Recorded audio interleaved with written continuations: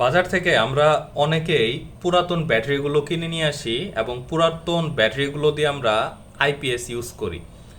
পুরাতন ব্যাটারিগুলো কিভাবে কিনবেন, কোন ব্যাটারিগুলো ভালো এবং ব্যাটারি কেনার আগে কি কি জিনিস আপনার দেখে নিতে হবে, যদি আপনি এটা না জানেন তাহলে এই চ্যানেলে আপলোড করা একটি ভিডিও রয়েছে, আপনারা সেটা দেখলেই বুঝতে পারবেন যে কিভাবে আপনি একটা পুরাতন ব্যাটারি কিনতে পারবেন। এখন বিষয় হচ্ছে, গরমে যারা অল্প বাজারে একটা আইপিএস সেট আপ করতে চায় তারা একটা ইউজড ব্যাটারি নেয় যেন খরচ তুলনামূলক অনেক কমানো যায়।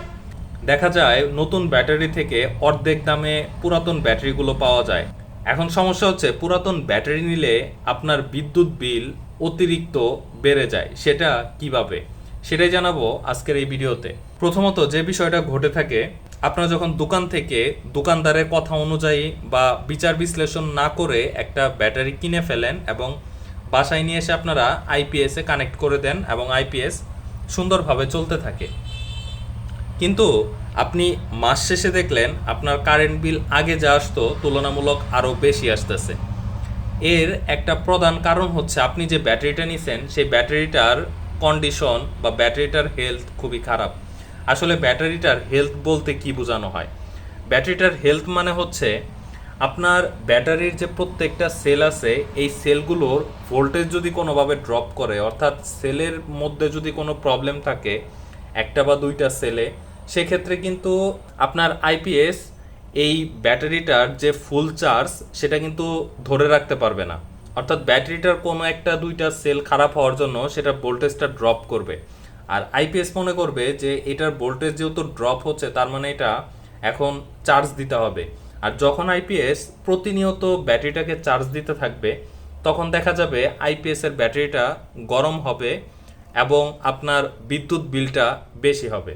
এজন্য আপনি যখন আইপিএস ইউজ করবেন বা আপনাদের বাসায় যাদের আইপিএস আছে তারা আইপিএস এর বডিতে অবশ্যই একটু হাত দিয়ে দেখবেন যে আপনাদের আইপিএসটা ঠান্ডা কিনা। যদি দেখেন রাতের পর সকালবেলা আপনাদের আইপিএস এর বডিটা ঠান্ডা, তাহলে এবং সেই সাথে হচ্ছে ব্যাটারির গায়েও হাত দিয়ে দেখবেন, যদি ব্যাটারিও ঠান্ডা থাকে তার মানে আপনি বুঝতে পারবেন যে আপনার আইপিএসটা ব্যাটারিটাকে অতিরিক্ত চার্জ করছে না। আর যদি দেখেন যে আইপিএসটা তুলনামূলক গরম হয়ে আছে, তার মানে হচ্ছে আপনার আইপিএসটা সেই ব্যাটারিটাকে ফ্লোট চার্জ করছে। তো ফ্লোট চার্জ যদি করে সে কিন্তু মোটামুটি 30, 40, 50 ওয়াটের মতো কনজিউম কন্টিনিউয়াসলি করতেই থাকবে। তো মাস শেষে দেখা যায় এটা কিন্তু আপনার অতিরিক্ত আরও বিদ্যুৎ বিল বাড়িয়ে দিবে এবং সেই সাথে আপনি সেটা থেকে আশানুরূপ ফলও পাবেন না।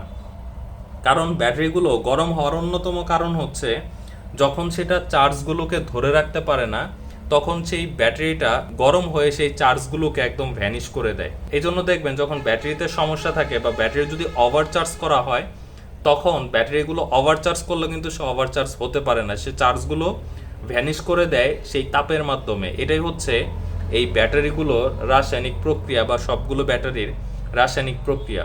এটা যেমন চার্জগুলো নিতে পারছে না, চার্জগুলো ভ্যানিশ করে দিচ্ছে, অন্যদিকে যখন আপনার আইপিএসটা চার্জ করছে তখন সেটার ভিতরে কিন্তু ট্রান্সফরমারটা প্রতিনিয়ত কাজ করছে, যার জন্য দেখা যায় আপনার আইপিএসও তুলনামূলক অনেক গরম হয়ে যায়।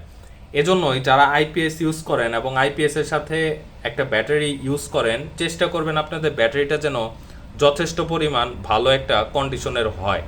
আর অন্যদিকে হচ্ছে যারা সোলার ইউজ করেন, সোলারের ক্ষেত্রে অবশ্যই একটা ভালো ব্যাটারি নেওয়ার চেষ্টা করবেন, নয়তো আপনারা সারাদিন যে এনার্জিটা পাবেন সেই এনার্জিটা কিন্তু ব্যাটারি সংরক্ষণ করতে পারবে না। আপনারা রাতে দেখবেন আপনাদের লোডগুলো সব অফ হয়ে রয়েছে বা খুব দ্রুত আপনাদের ভোল্টেজটা ড্রপ করে গেছে। এজন্যই একটা ব্যাটারি কেনার সময় অবশ্যই এনশিওর হইতে হবে যে ব্যাটারিটা একদম পারফেক্ট আছে।